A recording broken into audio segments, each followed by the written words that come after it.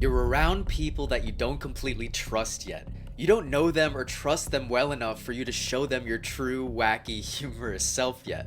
And you just feel that you can't be funny unless you can be your true self. So many high-stakes conversations run dry because either party does not want to reveal too much of themselves. Lacking the skill of navigating high-stakes and low-trust conversations is the source of many ruined meetings and ultimately ruined relationships.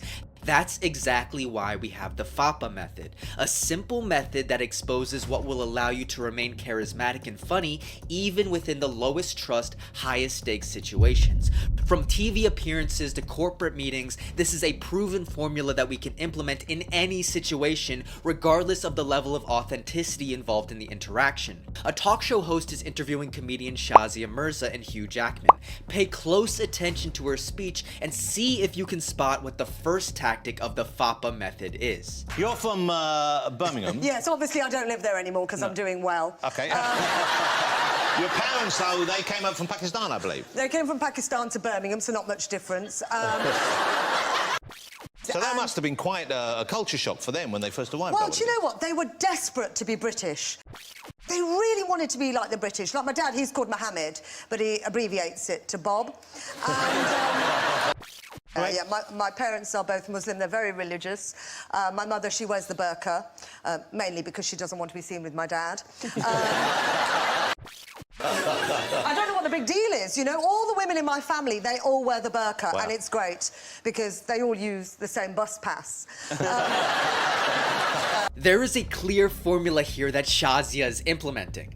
The jokes are first set up in a formal manner, and then there is a clear and targeted misdirection. The jokes are formal in the sense that they are structured and formulaic, and it's done for a specific purpose. There's a real necessity to being formal here because it signals two things to the listener. It allows the listener to easily follow along and not get lost, and it signals to the listener's subconscious mind that a safe joke is coming. People subconsciously recognize the formula or the incoming structure, and they attribute it to something that they know the group will find socially acceptable to laugh at. So, by the nature of having a formal structure for the joke, the listeners in a low-trust environment are primed and predisposed to laugh at whatever is about to be said. The punchline of this structure will always be misdirection, and the punchline of this structure will always be at the end, giving ample time for people to subconsciously realize that something is coming. F is for formal misdirection. We provide a clear formal setup of a joke, safely lead them somewhere, and then misdirect them with an ending that is unexpected yet safe for the context. Shazia, because Shazia made a documentary series for BBC Three back when it was on TV, before it went online. Embraced the idea of women not having a shave, or what was it? It was called F off, I'm a hairy woman. And it was basically because a lot of women feel that men are prejudiced towards hairy women. And Asian women are very hairy. My mother's very hairy. She's got a beard and a moustache. However, what we actually say within the misdirection as the punchline is just as important as utilizing the formal structure. The misdirection and the punchline should be set up to appeal to the widest audience possible. As the wider the audience, the less risk there is in achieving laughter from them. And the best way to appeal to the widest audience possible is to use the next step in the FAPA method. See if you can spot it in the next clip. If you like these videos, please like, subscribe, and leave a comment because your support means everything. So your parents, though, they must be pretty proud of your success now. They must look at you and see what you've achieved. They're actually in denial. Like, people stop my dad in the street in Birmingham and they'll go, oh, you know, we saw your daughter on TV, and he'll go, yes, that is right. But, you know, she really has a degree in biochemistry. The comedy, she'll get over it. You know, I did have a very strict Muslim upbringing. I was never allowed out of the house. So this is seriously, yeah, it was a strict time? Yeah, I wasn't allowed to wear makeup. I wasn't allowed to have the friends that I wanted. I wasn't allowed to have boyfriends. I wasn't allowed to have sex. Wow. God, if only I'd known at the time. No big deal.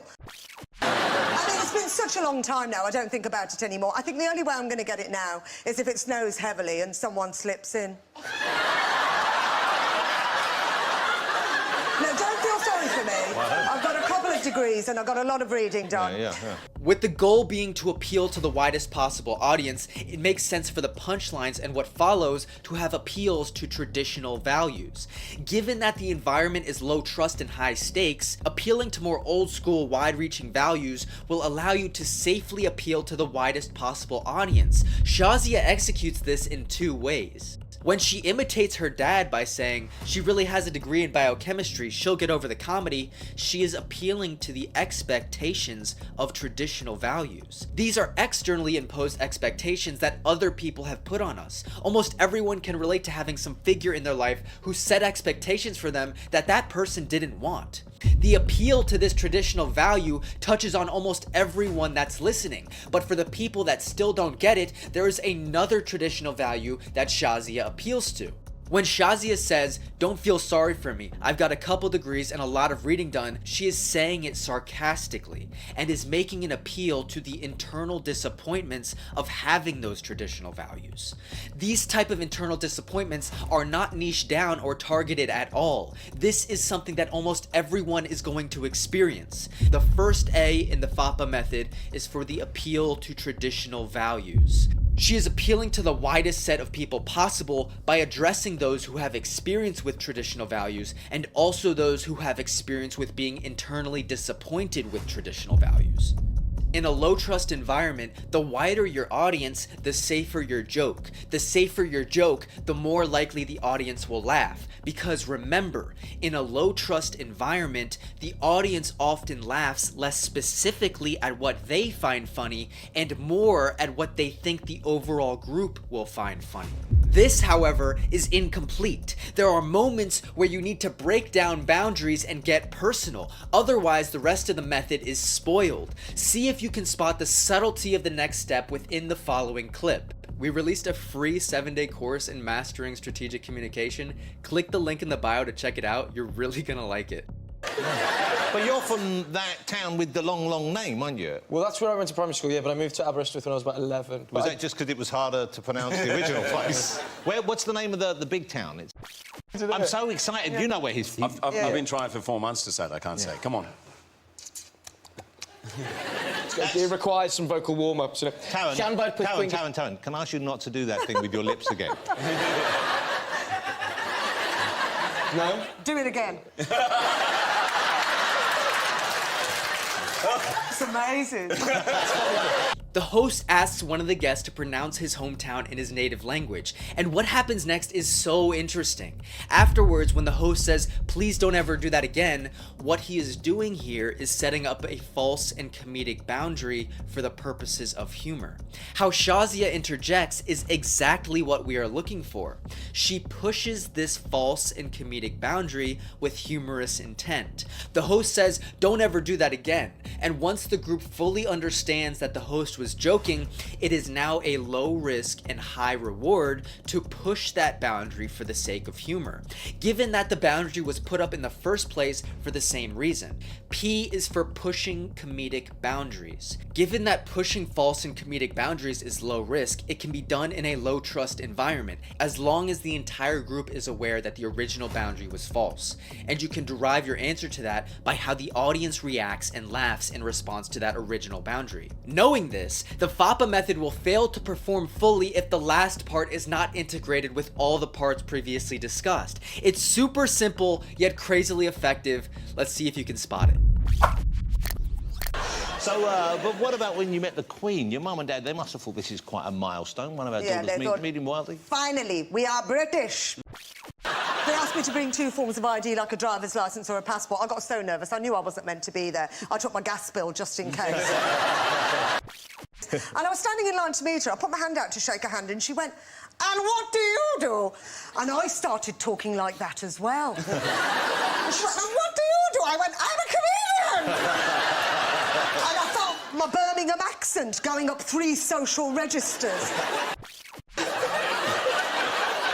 This is all true. Taryn, None of these are jokes. It's just my life.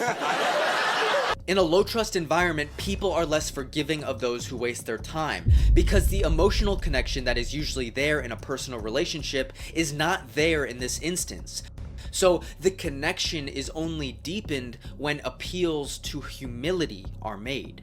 Shazia says, "I got so nervous I knew I wasn't meant to be there, I brought my gas bill just in case." And I felt my Birmingham accent go up 3 social registers, and none of these are jokes, it's just my life. By sending the message of non-pretentiousness, the group is more likely to allocate you more stage time as they begin to learn that whatever you are going to say is likely going to not only be funny, but also coming from a place of humility, therefore not having the potential to threaten the ego of anyone within the group. The second A is for appealing to humility. Appealing to humility in conjunction with the previous steps will prime you for best navigating and courting attention in a low trust environment. But what if you knew that the people within the interaction that you are about to go into don't like you? What if you need to win over a large group of people who are rooting against you? We broke down 2 comedians' pursuits of commandeering and overtaking a podcast in order to sell their product. Click the video on screen now to watch the devastating breakdown of what they did wrong and what you should do in that situation instead. My name is Glidget Ronan, and I'll see you on the other side.